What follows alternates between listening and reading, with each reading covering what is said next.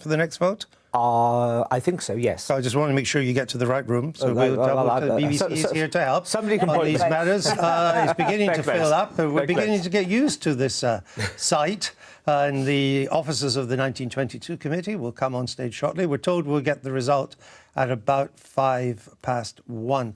And Widdicombe is a former Conservative, still somebody with sort of Conservative leanings, if I can put it that way, with a small... See, has this contest been a plus or a minus for the Conservative Party? Oh, I think it's been a huge minus to begin with. 12 candidates. I mean, for heaven's sake, it looked bonkers. It was bonkers. I think, however, as you get down towards the last few, and I don't just mean the last two. I mean, I think we're now in more sensible territory. Then I think it becomes somewhat more interesting. But I mean, the thing the Conservative Party had to do, frankly, was to change its leader. But as far as I'm concerned, none of them are actually offering the sort of guarantees that we want to see on Brexit. And if they don't deliver Brexit, then what then? Well, Anne, at least we're going through a democratic process. I actually think having a large field is interesting. It shows that there are lots of people who want to do the job, who have views and opinions to contribute. I'm not aware of Mr Farage putting himself through any particularly challenging husting to effectively become... Like we've just topped the polls in the Euro elections. Like we've just topped the polls. Like we're ahead in opinion polls for YouGov. To effectively become host of his own lunch party.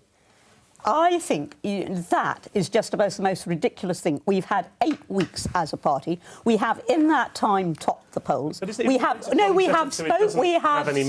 Yes, there's no members. We have spoken. It's not a party. It's a club. I can understand that. In fairness, because Nigel, as we both know, Nigel Farage had endless frustrations with UKIP. I think he once described the UKIP NEC as people who come with sandwiches in rucksacks to kind of make. You're all in denial. We're topping the polls. I completely recognise you're topping the polls. In denial, and that's what you can't face. And as for this being a democratic it's been a huge success for you. This is just the MPs, and not a very large number of them at that rate. If you really wanted a democratic process, and I used to say this when I was in the Conservative Party, so I'm not being clever in retrospect, you would actually reverse the order, and you'd have the party in the country whittling it down to 2 or 3, and then the MPs deciding with their knowledge of those individuals. Don't give them any ideas. We might have to go through the whole process again on this. I mean, long enough as it is. The point is that they have made it very difficult for whoever becomes your next leader to call a general election without Brexit being resolved. Quite. They'll take you to the cleaners if you go to the country without Brexit being resolved. Andrew, you are absolutely right. This is part of the reason why I wasn't in favour of having a leadership contest in the first instance. It doesn't change the parliamentary arithmetic. It doesn't change the parliamentary arithmetic. There isn't a sort of silver bullet that suddenly can be found somewhere in the arsenal.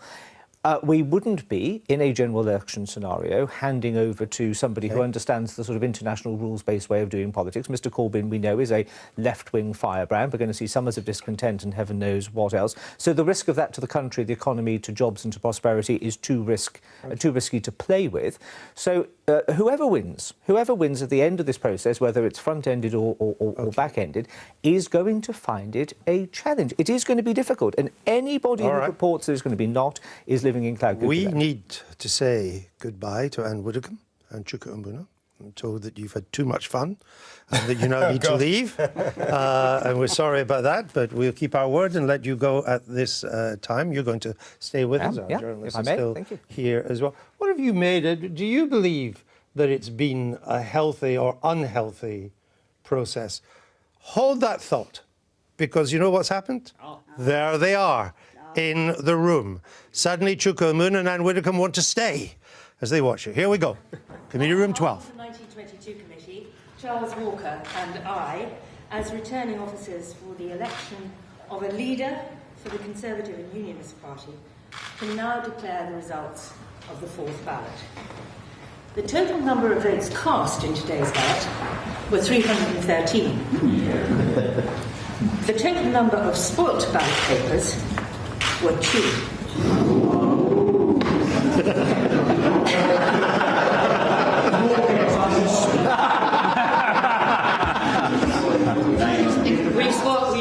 We've scored a perfect record. The total number of votes given to each candidate in alphabetical order were as follows: Michael Gove, 61. Jeremy Hunt, 59. Sajid Javid, 34. Boris Johnson, 157. The following candidates are now eligible to continue on to the next ballot, which will take place this afternoon at 3:30 p.m. in Committee Room 14. Michael Gove, Jeremy Hunt and Boris Johnson. Thank you very much indeed. And that was Cheryl Gillan there of the Conservative 1922 Committee giving the result of the latest ballot for the leadership. Boris Johnson has added to his votes and got 157. He's way ahead in that. The interest here is for second position. And Michael Gove, for the first time in this Conservative leadership race, has moved into second position with 61 votes, followed by Jeremy Hunt on 59. Sajid Javid got 34, not a big improvement on where he was in the last ballot. He now drops out.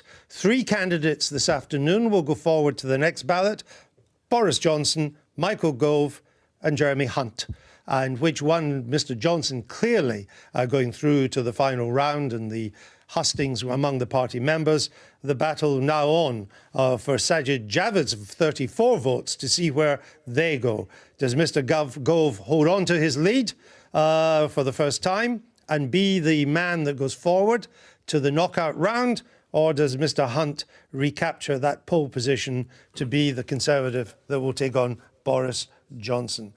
Mark Wallace, give me your reaction to the result. 3 really important things to note up front there. Firstly, Boris Johnson won an outright majority of the votes cast. With 157? 157 of 313 votes cast. And so in that sense... But only 2 spoiled, so 311. 311, so he's got more. Yeah, indeed, he won a majority overall. That in itself, I think, is quite a clear message, quite a kind of restatement of their dominance. Michael Gove, as we suggested earlier, has just snuck into second place, mirroring our own survey on Conservative Home of Tory members who put him in, admittedly distant, second place this morning. And of course, thirdly, now this is Sajid Javid's really big moment. If he does have any sway, what sway he has may be limited over his now former supporters, now whoever gets into the second round could end up owing him for that, for having done that. So a big question for him. OK. Your reaction? Yeah.